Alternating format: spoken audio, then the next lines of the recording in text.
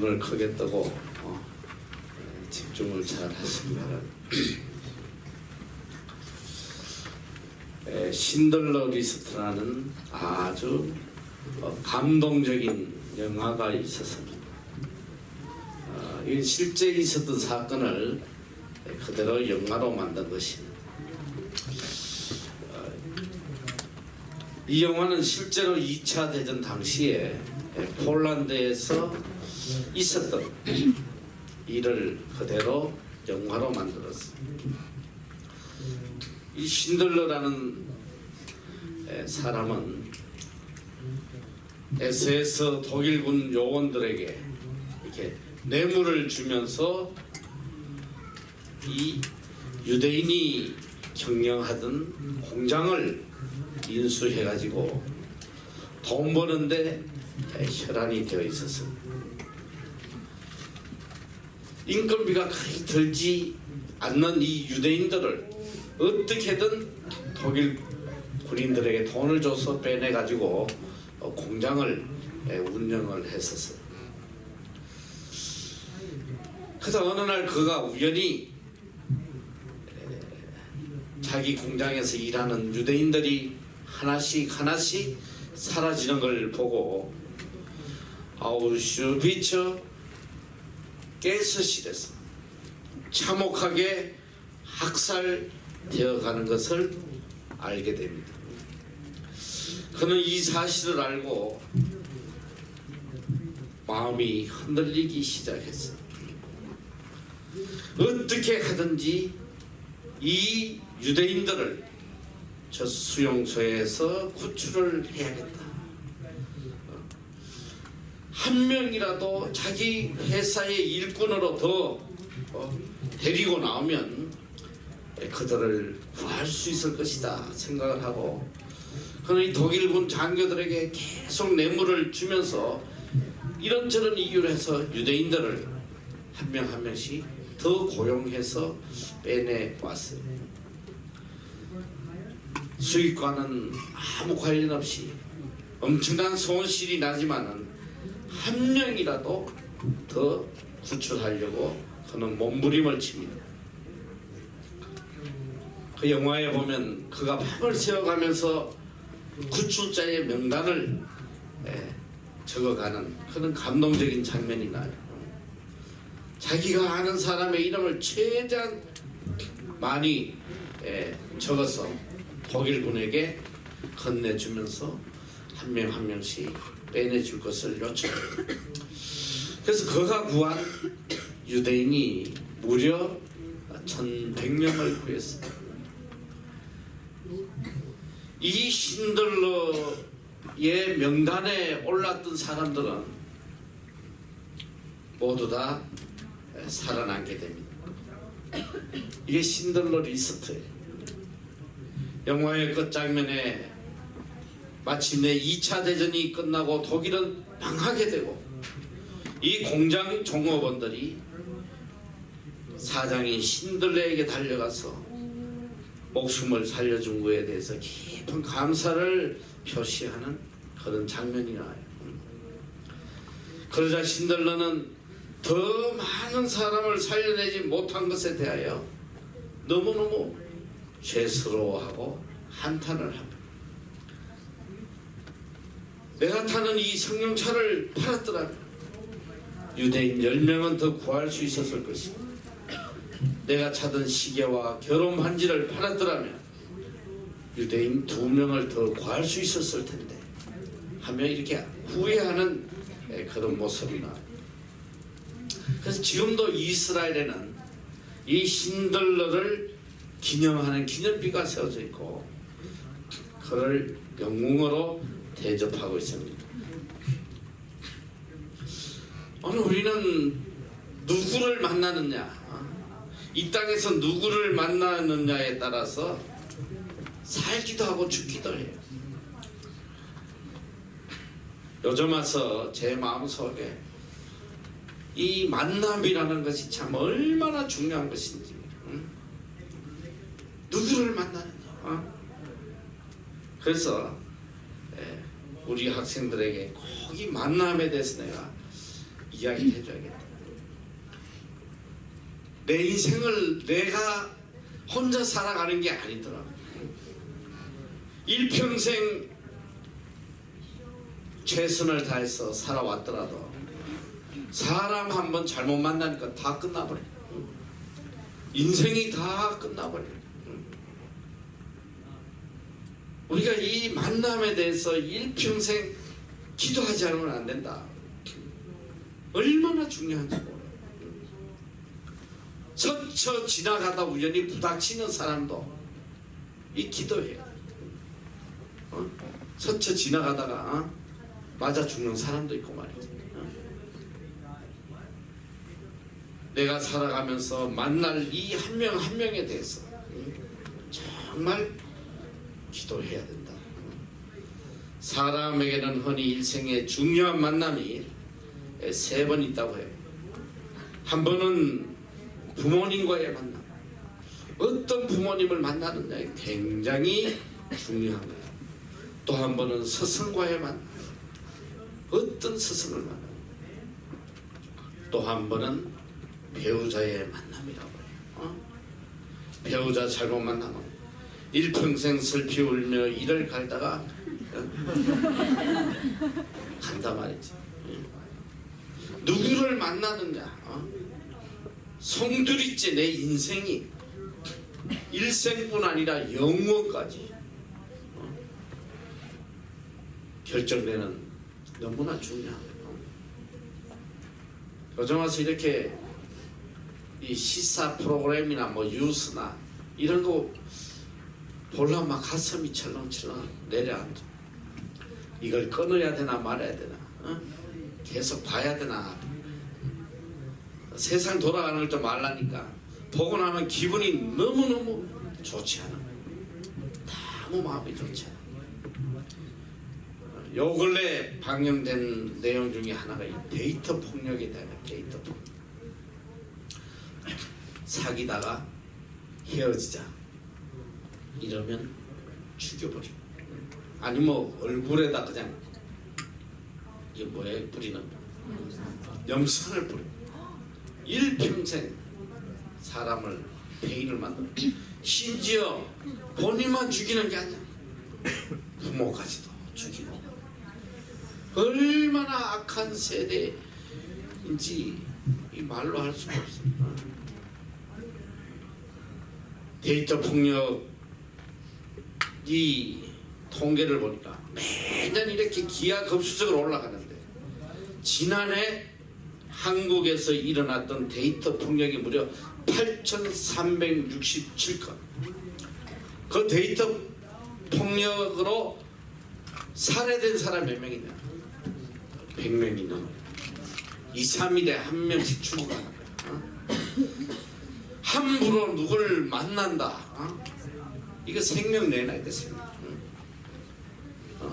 아무나 그냥 잘생기고 키 크다고 뭐 그냥 함부로 만나고 돌아다니면 데이터 폭력 이거 언제 당할지 모른단 말이에요. 이 만남에 대해서 우리가 얼마나 기도하고 얼마나 조심하고 얼마나 깊이 생각하면서 만나야 되는지 요즘 참 이 인스턴트 만남 아니야. 그냥 쉽게 만났다 쉽게 헤어지고 그러면 큰일 난단 말이야. 특히 우리 하나님의 자녀들은 정말 이 만남에 대해서 정말 깊이 기도하고, 이 만남이 정말 하나님 앞에 아름다운 만남인지 아닌지 그걸 깊이 생각하면서 행동해야지. 생각 없이 행동하다가는 큰일 난단 말이야. 그래서 심리학자 조지 하버드 마더는 인간이 자아를 형성해 나감에 있어서 가장 중요한 것은 significant others. 이 발음을 알아들을란가 모르겠는데 significant others. 이 한국말 하면 의미 있는 타인이다. 아주 중요한 상대란 말이죠. 우리는 일평생 사람과의 관계와 상호작용 속에서 그 만남이라고 하는 관계 속에서 자신이 형성되어 간다는 거예요. 내 자신이 나만의 어떤 노력으로 형성되어 가는 게 아니라 내가 만나는 그 많은 사람들을 통해서 내 자아가 형성되어 간다는 거예요. 내가 누구를 만나느냐에 따라서 내 자아가 훌륭하게 만들어질 수도 있고 아주 시래기가 될 수도 있고. 이걸 시건 리피건더 아들스라고 그러는데, 일평생 살아가면서 누구를 만나느냐. 그래서 이 만남을 세상 사람들은 소위 인연이라고 이야기해요. 인연이라고 합니다마는 이 만남 속에 하나님의 크신 은총이 있음을 우리는 생각하지 않을 수가 없어요. 32년간 방탕했던 어거스틴, 평생을 방탕하면서 사창굴에서 창녀들과 더불어 도저히 소망이 없었던 사람이었으나 그가 암브로시우스라는 위대한 스승을 만나버려 그는 그리스도로 귀의하게 됩니다. 위대한 성자가 돼. 도저히 인간으로서 삶을 살 수 없었던 이 헬렌 켈러, 어느 누구도 그녀를 변화시킬 수 없었으나 설리반이라는 위대한 스승과의 만남으로 그는 세계적인 인물이 되었습니다. 누구를 만나느냐, 이건 너무나 귀한 거예요. 만남, 우리 만남은 우연이 아니야. 노사연, 내가 세상에서 방황할 때 즐겨 불렀던 노래인데, 노래방에 가면 맨날 부르던 노래. 우연이 아니야. 우리 만남은. 인터넷에 보니까 만남에 대한 글이 하나 있어서 소개를 해줘. 이건 성경 이야기하고 관련 없으니까 은혜는 받지 말고 그냥 듣기만 하란 말이야. 가장 잘못된 만남은 생선과 같은 만남이다. 만날수록 비린내가 묻어오니까. 가장 조심해야 할 만남은 꽃송이 같은 만남이다. 비어있을 때 환호하다가 시들면 버리니까. 가장 시간이 아까운 만남은 지우개 같은 만남이다. 금방의 만남이 순식간에 지워져 버리니. 가장 아름다운 만남은 손수건 같은 만남이다. 힘이 들 때는 땀을 닦아주고 슬플 때는 눈물을 닦아주니까. 이 세상 사람들은 이런 만남을 참 아름답다고 그래요. 이 세상적인 만남 중에 참 감동적인 그런 만남이 하나 있어서 소개를 해요. 여러분이 잘 아는 세계 3대 테너, 세계 3대 테너가 누구예요? 됐어. 소망이 없어. 자, 세계 3대 테너는 플라시도 도밍고, 파바로티, 호세 카레라스입니다. 나도 지금 보고 아는데. 세계적인 테너인데, 이 플라시도 도밍고는 1941년생, 호세 카레라스는 46년생인데 같이 스페인에서 태어났어요. 그건 둘이 왼수예요. 이 도밍고는 스페인 마드리드에서 태어났고, 카레라스는 스페인 자치령인 카탈루나 지역에서 태어나요. 이 카탈루나는 스페인의 자치령이기 때문에 스페인으로부터 독립을 하려고 늘 투쟁하고 전쟁하는 지역입니다. 그러니까 이 오리지널 스페인 사람을 왼수로 생각해요. 자기 영토를 빼앗았다고 해서 그 서로를 굉장히 미워하는데 이 두 사람들도 적대감에서 벗어나질 못했어요. 이렇게 쭉 서로를 미워하고 적대 관계를 가져오는데 그만 호세 카레라스가 백혈병에 걸리게 돼요. 1987년도. 그는 골수 이식과 수혈 등 이 백혈병 치료를 위해 가지고 미국을 왔다 갔다 하면서 자기가 가졌던 그 많은 재산을 다 낭비하고 나중에는 치료비까지 떨어지는 그런 상황이 됐어요. 이걸 안 이 도밍고가 도와주려고 했으나 자존심 때문에 거절을 받질 않아요. 그때 이 스페인에 이 에르모사라는 재단이 하나 생기게 돼요. 백혈병 환자를 지원하는 재단. 그래서 호세 카레라스는 이 재단을 통해서 지원을 받아서 치료를 해나가요. 그래서 그는 완치가 돼서 다시 세계적인 텐으로 활동을 하게 돼요. 그에게 여유가 좀 생기니까 내가 이 에르모사라는 재단에 나도 뭔가 보답을 해야 되겠다 해서 자기도 이제 후원을 하려고 그 재단에 가입하려고 이제 정관을 읽다 보니까 깜짝 놀란 거예요. 이유는 이 재단의 설립자가 바로 플라시도 도밍고였어요. 플라시도 도밍고가 카레라스를 도울 수 있는 방법이 없으니까 그가 극비리에 이런 재단을 하나 만들어서 철저히 비밀에 붙여서 이 카레라스를 도와서 살리게 됩니다. 이런 사실을 안 카레라스는 도밍고가 공연을 하고 있는 공연장에 찾아가서 많은 청중들 앞에서 무릎을 꿇고 공개적인 감사의 인사를 해요. 이 일을 계기로 해서 1990년 세계 3대 테너가 참으로 한 무대에 서서 역사적인 공연을 해요. 로마 월드컵 전야제에서. 나중에 기자가 플라시도 도밍고에게 이렇게 묻습니다. 왜 그렇게 원수관계인 호세 카레라스를 그렇게 도우려 했냐.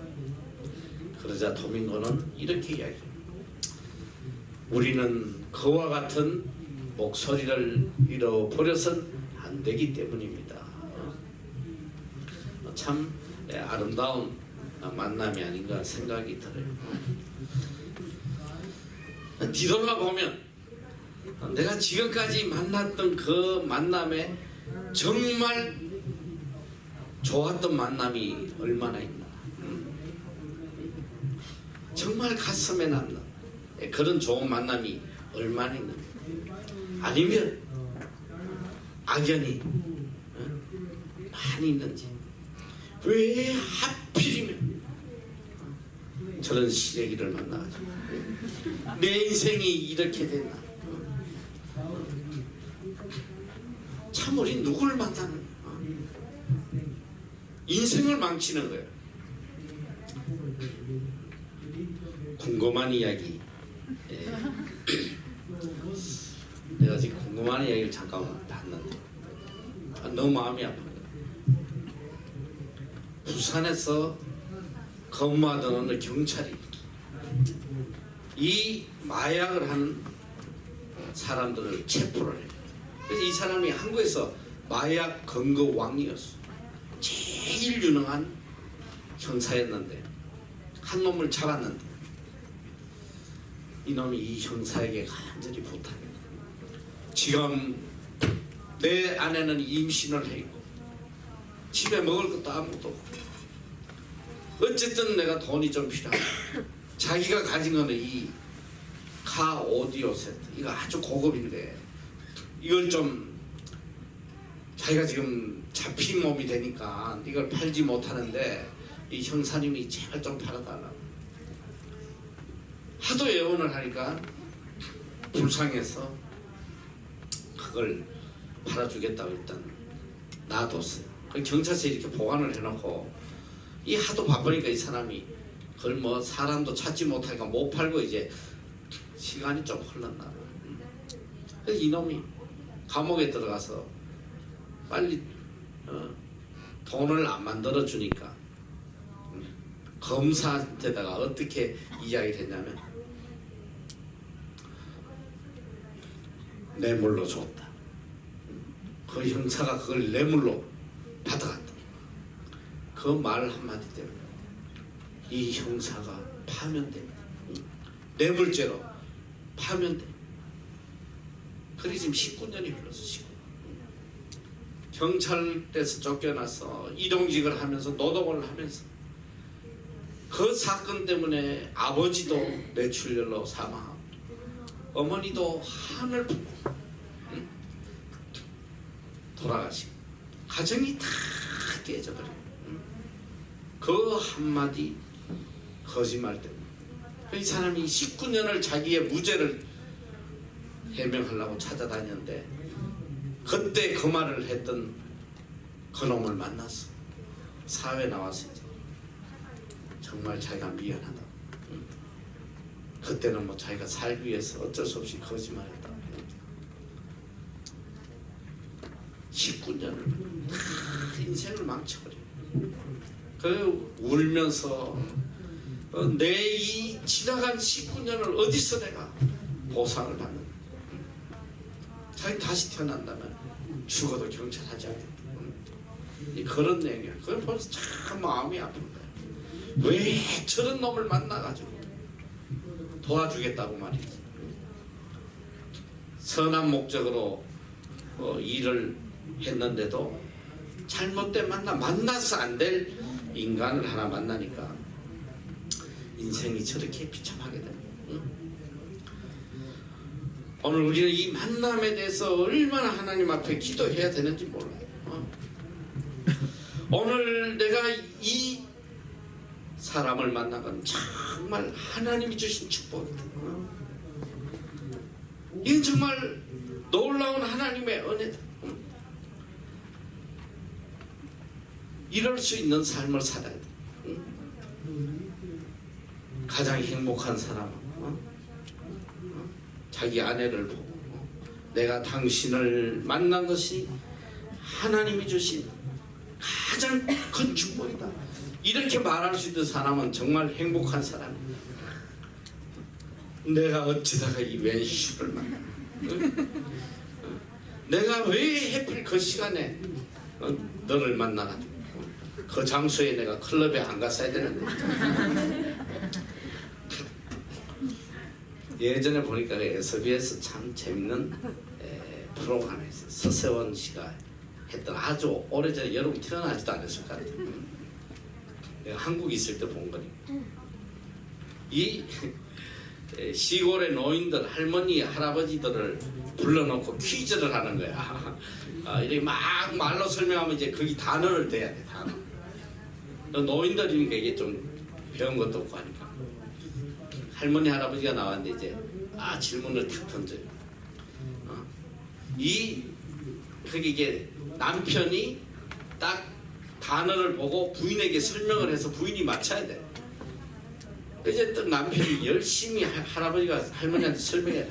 있잖아, 당신하고 나하고 우리 관계. 그랬더니 왼수 이러더라고. 할머니 왼수니까 이 할아버지가 당황해서 아니 내자로 된 거 내자. 이게 지금 천생연분을 설명하라는 건데 내자로 해, 내자 그랬더니 할매가 바로 나오더라고. 답이 평생 왼수. 평생을 살면서도 이 왼수로 살아가니 이게 얼마나 불행하겠어. 요새도 보니까 제일 지금 사회적 문제가 뭐냐, 황혼 이혼이에요. 60 넘어가서 이혼하는 사람들이 뭐 얼마나 많은지 모르지. 내가 평생 자식 때문에 내가 참고 살았대. 이 영감들이 이제 안 산다. 너무너무 안타까운 거죠. 이 땅에서의 만남도 이렇게 중요한데 우리가 영혼을 생각한다면 우리의 만남이 얼마나 중요하겠어요. 예수 그리스도와의 만남, 이보다 더 큰 축복은 없어요.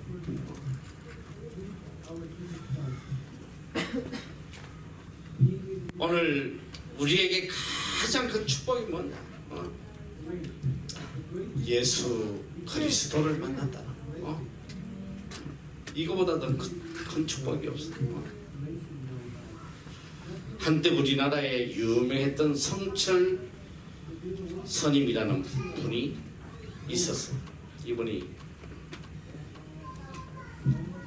몇 년 전에 세상을 떠났는데, 이 양반은 불교계에서 정말 알아주는 사람이에요. 일평생 진리를 찾아서 무지무지 애쓰다가 간 사람인데, 이 양반이 죽음 직전에 그런 유언을 했다고 해요. 내가 일평생 수많은 남녀 무리를 진리가 아닌 것을 진리로 속여서 내 죄가 수미산을 넘는도다. 산채로 무관 지옥에 떨어지나니 한이 만갈래나 되는도다.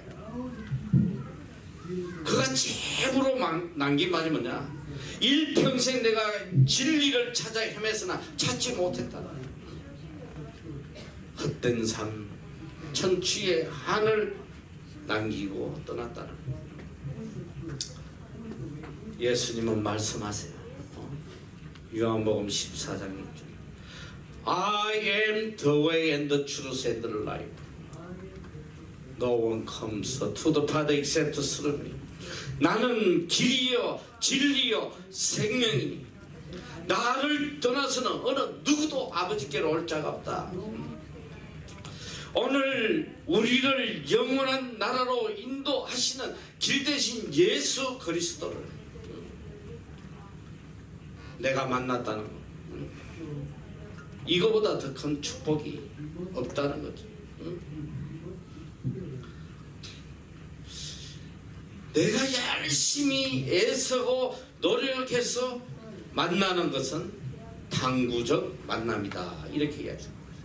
그런데 내 의지와 상관없이 타인이 나를 찾아와서 만나줄 때 이걸 은총이라고 그래요. 여러분, 내가 애쓰고 노력해서 주님을 찾아간 것입니까? 주님이 직접 찾아오셔서 우리를 영접해 주시고 우리를 만나 주시고, 이것이 바로 은총이랍니다. 오늘 여기 사도 바울의 이야기가 본문에 나오고 있습니다. 바울이 예수 그리스도를 만나서 새로운 사람이 되는 이야기예요. 사도행전은 이 이야기가 3번이나 나와요. 22장 6절, 26장 12절.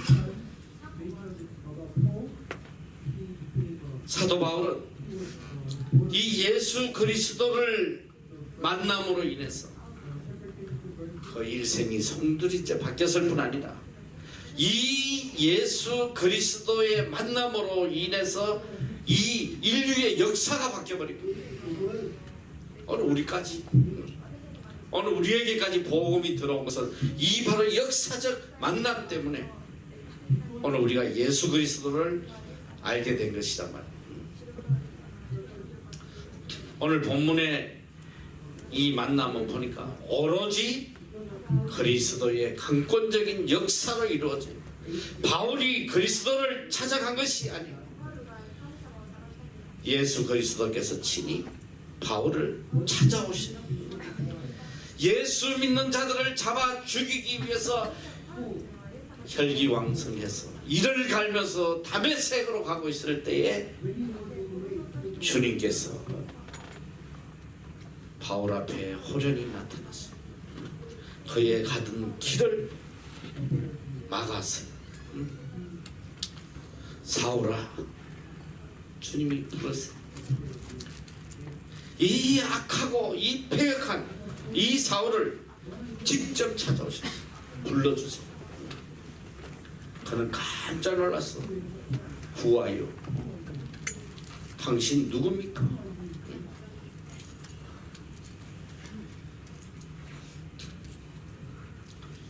주님께서 말씀하세요. 나는 너가 핍박하는 예수다. 그는 예수 같은 사람은 반드시 죽어야 된다고 생각했어요. 이단이니까. 그리고 이 예수를 추종하는 사람을 다 죽여야 된다고 생각을 했어요. 왜? 이것이 하나님께 영광을 돌리는 일이니까. 그런데 내가 죽여야 된다고 생각했던 예수가 친히 내 앞에 지금 나타나신 거예요. 너가 내 제자를 핍박하고 내 교회를 핍박하는 것은 곧 나를 핍박하는 것이다. 너가 예수 믿는 자들을 핍박하는 것이 곧 나를 핍박하는 거다. 너가 나를 핍박하고 있다. 그런 부활하신 예수님을 만나면서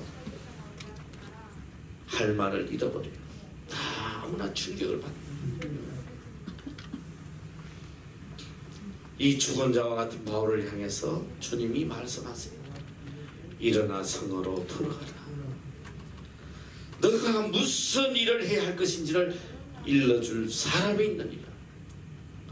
새로운 만남을 말씀해 주세요. 그리고 아나니아를 보내서 그로 하여금 그가 무엇을 해야 할 것인지, 이제부터 어떻게 살아야 할 건지 주께서 알려주십니다. 그래서 5절에 보면 내가 이방 사람들을 위하여 택한 나의 그릇이다. 이방인의 사도로 내가 너를 서려고 지금 너를 찾아왔다. 아니, 사람이 얼마나 없어서 이런 사람을 찾아오시나 생각할 거 아니야. 이 악질 분자, 예수 믿는 자를 자기 나라에서 죽이는 것도 부족했어. 해외로 원정까지 갔어. 다 잡아 죽이겠다고. 이 악질 분자. 하나님은 이 악한 사울도 친히 찾아오셔서 만나주시고 그를 이방인의 사도로 세우세요. 오직 하나님의 강권적인 역사, 오직 하나님의 일방적인 만남으로 바울을 새롭게 변화시키십니다. 그래서 사도 바울은 빌립보 3장 12절에 나는 그리스도 예수께 잡힌 바 된 그것을 잡으려고 쫓아간다. 나는 이제 예수 그리스도의 포로가 됐다. 내가 예전에는 내가 살려고 했던 인생의 방향도 있었고 목적도 있었고 계획도 있었으나 이제는 예수 그리스도를 만남으로 이 모든 것을 다 배설물로 버리고 오직 예수 그리스도가 인도하시는 대로 그리스도에게 잡혀서 나는 그것을 잡으려고 쫓아가노라. 주님을 만나는 순간 그의 삶의 방향과 목적이 완전히 바뀌어버렸어요. 사망의 길에서 생명의 길로, 헛된 길에서 가치 있는 길로, 이생의 길에서 영원한 생명의 길로 그는 다시 돌아서게 됩니다.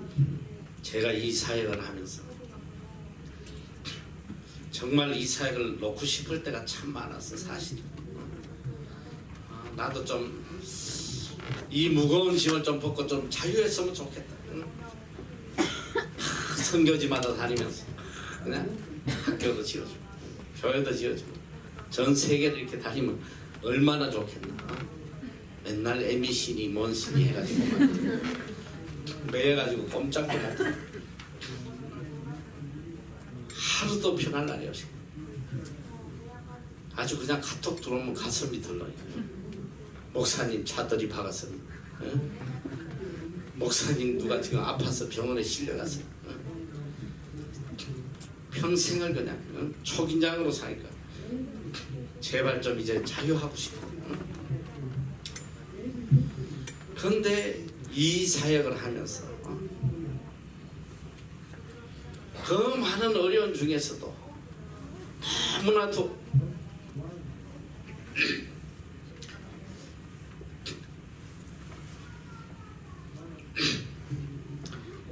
감사하고 이 감격스러운 게 뭐냐면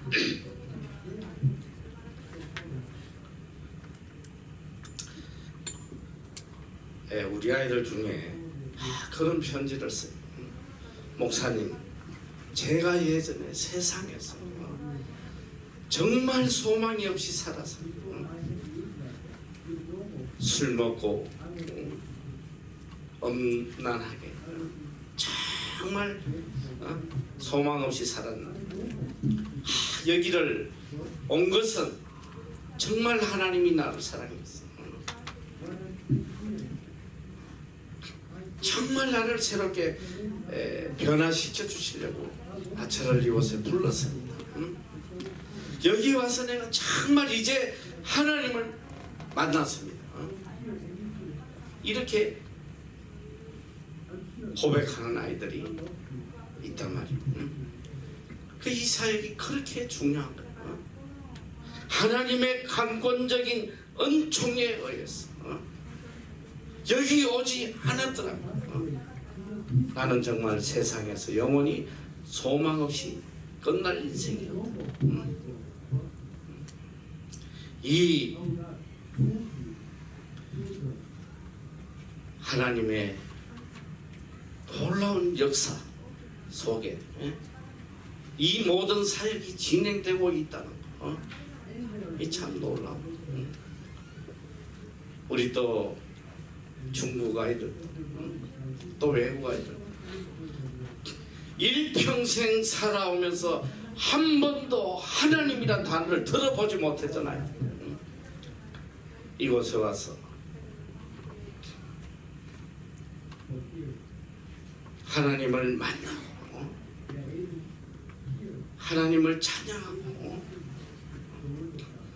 오늘도 이렇게 우리 중국 아이들이 또 이렇게 월십을 인도하고 이 스카이 이 보통 문제가 아니야. 얘가 여기 온 지가 벌써 내가 볼 때 거의 10년 가까이 되니까 얘들이 하얼빈에 살았어. 그때 자매 둘하고 셋이가 왔는데 딱 와서는 바로 환불이다. 자기들 시내 가야 돼. 여기서 공부 안 하겠다. 일주일 내내 학교 나오지도 않아. 공부도 안 하고 돈 내놓으라는 돈 내놓으라. 그래서 그걸 붙잡고 얼마나 설득하고 해서 여기 셋이 다 남아있는 거. 나중에 보니까 셋이 다 그렇게 열심히 교회를 나오더라고요. 열심히 교회를 나와요. 우리는 알지 못해. 하나님의 역사가 어디 있는 거야. 오늘 이 사도 바울은 예수 그리스도를 만남으로 자기 자신을 알게 됐어요. 내가 얼마나 악한 자인지, 내가 지금 가고 있는 이 방향이 얼마나 잘못된 것인지, 그런 예수 그리스도를 만남으로 자기 정체를 알고 자기 사명을 깨닫고 자기의 남은 운명을 결정하게 돼요. 그런 일평생 오직 예수 그리스도를 찾기 위해서, 예수 그리스도 안에 살기 위해서. 그래서 바울 신학의 핵심이 뭔가? In Christ, 주 안에서. 남은 생애를 오직 주 안에서 In Christ 삶을 살기 위해서 그런 일생을 바친 주님이 친히 찾아오셨어요. 이 약한 자를 친히 찾아오셨어요. 너가 나를 핍박하는구나. 그러나 이제는 너가 나를 위해서 이방인의 사도로 이제 네가 살아야 하겠다.